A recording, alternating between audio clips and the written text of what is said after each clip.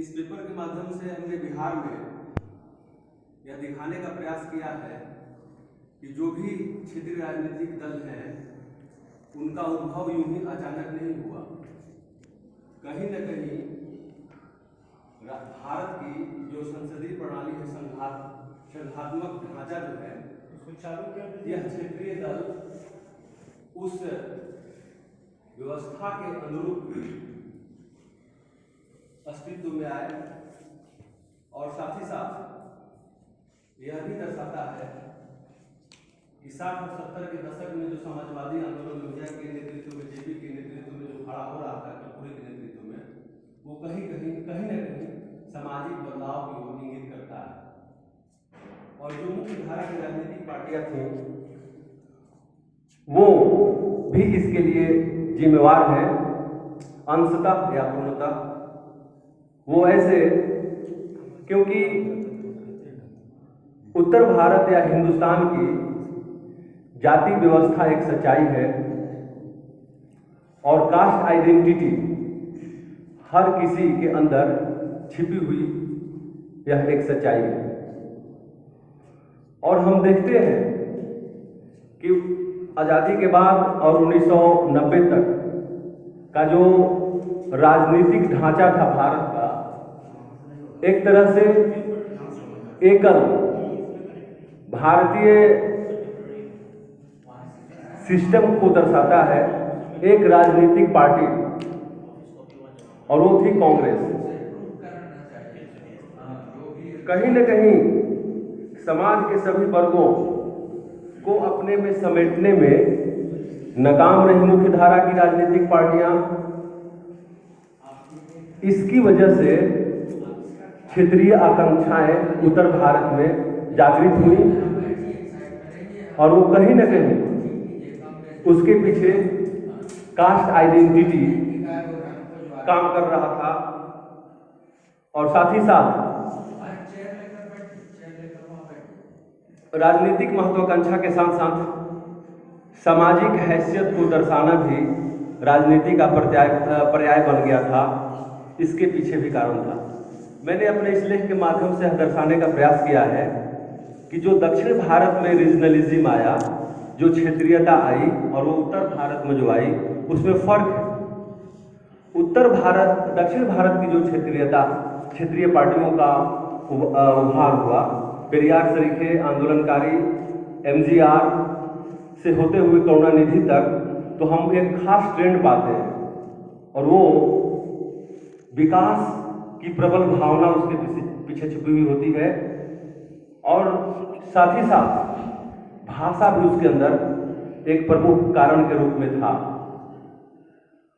और साथ ही साथ जो पेरियार का आंदोलन था, दक्षिण में एक ऐसा बौद्धिक वर्ग निर्मित करने में सफल रहा जो कहीं न कहीं उत्तर भारत में ऐसा होता हुआ नहीं दिखा। वह यह कि हमारी जो प्रवृत्ति है कि हम भगवान से ही सब कुछ मांग लें, अपने कर्मों और कर्तव्यों पर ध्यान न दें। तो ये कर्म के सिद्धांत को कहीं न कहीं पेरियार के माध्यम से, एमजीआर के माध्यम से वहाँ स्थापित हुआ और वह परिणत हुआ सामाजिक क्षेत्र में। और वो जो सामाजिक क्षेत्र में परिवर्तन हुआ वह राजनीति में भी परिलक्षित हुआ। इस तरह से हम देखते हैं कि दक्षिण भारत की जो क्षेत्रीयता है वो कहीं न कहीं विकास, भाषा और शिक्षा से प्रेरित था। लेकिन जब हम उत्तर भारत की क्षेत्रीयता को देखते हैं, बिहार, उत्तर प्रदेश, खासकर ये 2 स्टेट, तो हम पाते हैं यहाँ कास्ट आइडेंटिटी बहुत बड़ा फैक्टर था, कारण था। मैं इस चीज़ को मैंने सिद्ध किया है अपने लेख के माध्यम से कि अगर ऐसा नहीं था तो जयललिता जो ब्राह्मण जाति से आती हैं वो खुद विकास की पर्याय थी और अम्मा के नाम से जानी गई, सभी ने उनको स्वीकार किया। तो निश्चित रूप से वहाँ का जो रीजनलिज्म था विकास को समर्पित था, प्रेरित था। लेकिन जब हम व्यापक रूप से उत्तर भारत को इस पैमाने पर हम कसते हैं तो पाते हैं कि नहीं, कास्ट आइडेंटिटी, मैं वही आकर क्यों ना इस बात को मैं दोहराता हूँ, कास्ट आइडेंटिटी काम करती है। और कांग्रेस पार्टी जो समाज के विभिन्न वर्गों को एक साथ लेकर नहीं चल पाती है, इसने भी क्षेत्रीय पार्टियों के विकास में अपनी भूमिका निभाई। लेकिन ये एक पक्ष है। दूसरा पक्ष ये भी रहा कि अति केंद्रीयता या कांग्रेस पार्टी जो केंद्र में रही, वो उसकी भी नीतियों में हम देखते हैं कि समय के साथ वोट बटोरने के लिए विशेष जाति के लोगों को मुख्यमंत्री बनाया जाता है, फिर हटाया जाता है। ऐसा चला, लंबे समय तक चला। हम 67 से 2010 तक, 90 के बाद तो राजनीतिक पॉलिटिकल डिस्कोर्सिव बिहार में बदल गया, क्योंकि मेरा बिहार पर फोकस है, बदल गया। और वो कास्ट आइडेंटिटी या पिछड़ों के उभार को भी हम देख सकते हैं, उस रूप में भी हम देख सकते हैं। तो ये बात आती है, लेकिन कांग्रेस भी समय समय पर बदलती है, तो लोगों के मन में ये बात आई, चाहे वो थोड़े ही अंश में या व्यापक रूप में ये बातें थी कि एक विशेष वर्ग के लोगों को बनाया जाता है। लेकिन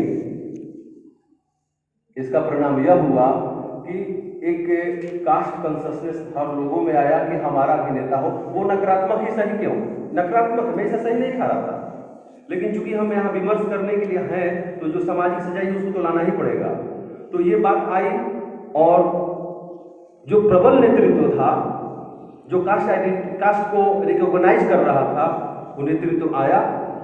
और उत्तर भारत की राजनीतिक, क्षेत्रीय राजनीतिक दलों की खासियत एक ये भी रही कि जब तक प्रबल शक्तिशाली नेतृत्व रहा, उनका अस्तित्व शक्तिशाली या मजबूती से रहा। आज भी वो नेतृत्व कमजोर पड़ा, उसमें बिखराव हुआ। यह एक पक्ष है। मैं इसे आर्थिक रूप में दूसरे रूप में मैं देखता हूँ। भारत एक संघीय व्यवस्था वाला देश है, संविधान संघात्मक व्यवस्था की बात करता है। हम देखते हैं कि आज़ादी के बाद बिहार के पास सारे संसाधन होने के बावजूद भी, चूंकि हम संयुक्त बिहार की भी बात करते हैं, झारखंड दूसरों का तब नहीं था, जब हम 67, 70 और 80 के दशक की बात करते हैं, 90 के दशक की बात करते हैं, तो हमारे पास सारे संसाधन हैं, लेकिन फिर भी बिहार का वो विकास नहीं हो पाता है जो होना चाहिए। कोयला है, अवरक है, सब चीज़ है, क्योंकि केंद्र में थी सरकार कांग्रेस की, और जो मुख्यमंत्री होते थे वो केंद्र की दया पर निर्भर होते थे, और अपने राज्य हित के लिए वो अड़ नहीं पाते थे, लड़ नहीं पाते थे। तो कहीं ना कहीं क्षेत्रीय राजनीतिक दलों के उभार के पीछे एक ये भी कारण था।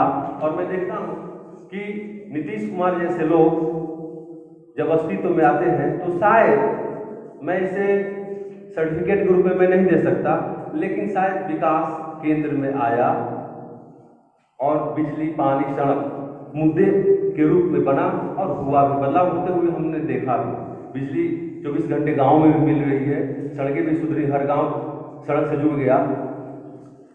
तो इस तरह से बिहार के संदर्भ में क्षेत्रीय दलों ने अपनी भूमिका निभाई। हम देखते हैं कि सबसे पहले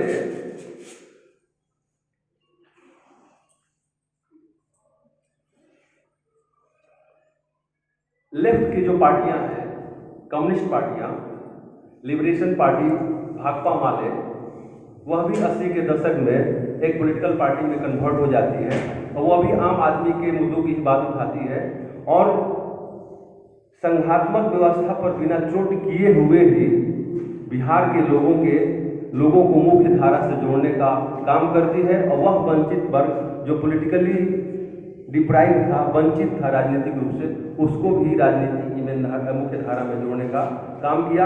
एक तरह से राजनीति का जनतंत्रीकरण हुआ, वहाँ उनकी भूमिका उस रूप में हमने दिखाने का काम किया है। मेरा कर्पूरी से होते हुए मैं नीतीश कुमार तक मैं आया, और नीतीश कुमार जी को मैंने इस रूप में जरूर स्पष्ट रूप से मैंने दिखाने का काम किया है कि नीतीश कुमार जी ने अपने 2-3 कार्यक्रमों और नीतियों के माध्यम से राजनीति का जनतंत्रीकरण किया, या जिसको कहते हैं कि जनता का समावेशीकरण। और वो पंचायती राज व्यवस्था में जो उन्होंने सभी लोगों को या समूहों को जोड़ने का जो काम किया रिजर्वेशन के माध्यम से, तो जो गांव में कमजोर लोग थे जो समझते थे कि राजनीति हमारे लिए नहीं है, वो भी मुख्य धारा से जुड़े और चौक चौराहे पर वो भी डिबेट में शामिल होने लगे। इसका बदलाव आज हम देखते हैं, गांव में दिखता है, चाय की दुकानों पर। और जो लिटरेसी रेट बढ़ रही है, कहीं ना कहीं उस नीति का असर ये हुआ, वैसे घर के भी लड़के लड़की अब पढ़ने विद्यालयों तक पहुंच रहे हैं। जो पहले मैट्रिक में 2-2.5 लाख बच्चे मैट्रिक में बैठते थे, आज 10-10, 12 लाख, 15-15 लाख बच्चे बैठ रहे हैं। ये परिणाम है। और सत्ता की पहुंच गांवों तक हुई, साइकिल वगैरह वगैरह। मैं खैर उन बातों में मैं नहीं जाना चाहता।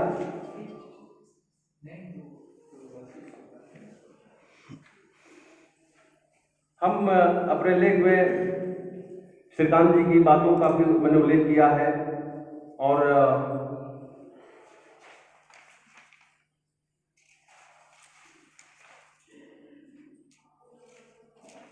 और इस तरह से हम देखते हैं कि जो एक 90 के दशक के बाद जो ट्रेंड चली, प्रवृत्ति चली राजनीतिक महत्वाकांक्षा के क्षेत्रीय दलों में, क्षेत्रीय दलों की तादाद लंबी हो गई। अब वो क्षेत्रीय अस्मिता कम, जातीय पहचान में कन्वर्ट हो गया और हर पार्टी अपने जाति के सुप्रीम लीडर के आधार पर पार्टियां बनने लगी। और जो उद्देश्य लोहिया, जेपी और कर्पूरी का था कि हम गैर कांग्रेसवाद की बात करें और गैर कांग्रेसी सरकारों का गठन हो दिल्ली में, और समाज के सभी वर्गों का प्रतिनिधित्व वहाँ हो, कहीं ना कहीं सिकुड़ता चला गया। और इस तरह से जो क्षेत्रीय आकांक्षाएं थी मुरझाने भी लगी, और जिन उद्देश्यों को लेकर दक्षिण भारत में राजनीतिक पार्टियां बनी थी, उस रूप में बिहार में होता हुआ नहीं दिखा। तो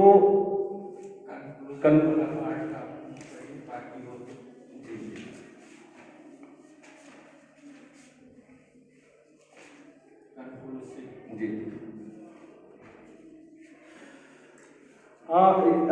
मैं संक्षेप में ये कहना चाह रहा हूँ कि क्षेत्रीय दलों ने किस तरह से संघीय भारतीय संघ को मजबूती प्रदान की है और प्रजातंत्र को कितना बल मिला है। क्योंकि क्षेत्रीय दलों ने प्रजातंत्र के सामने तरह तरह की चुनौतियां पेश की, ऐसा लगा कि राष्ट्र बिखर जाएगा। क्षेत्रीय दलों ने स्थानीय मुद्दों को प्रमुखता प्रदान कर राष्ट्रीय सरकार का ध्यान आकर्षित किया और क्षेत्रीय आकांक्षाओं की उससे पूर्ति भी हुई। इस विषय पर देश के इतिहासकारों ने यथोचित प्रकाश भी डाला है। बिहार के क्षेत्रीय दलों ने बिहार के समाज के उन तबकों के लोगों को भी सत्ता में भागीदारी का मौका प्रदान किया जो कार्य राष्ट्रीय दलों के द्वारा संभव नहीं हो पाया था। और इस प्रस्तावित लेख के माध्यम से हमने यह दर्शाया है कि निश्चित रूप से क्षेत्रीय दलों की लोगों की जन भागीदारी को बढ़ाया है। यह इनका एक सकारात्मक पक्ष है। नकारात्मक पक्ष ये है कि कास्ट कंसंसनेस बढ़ा है, बढ़ना भी चाहिए, लेकिन वह उस रूप में नहीं होना चाहिए जो समाज को विभेदकारी करे। धन्यवाद।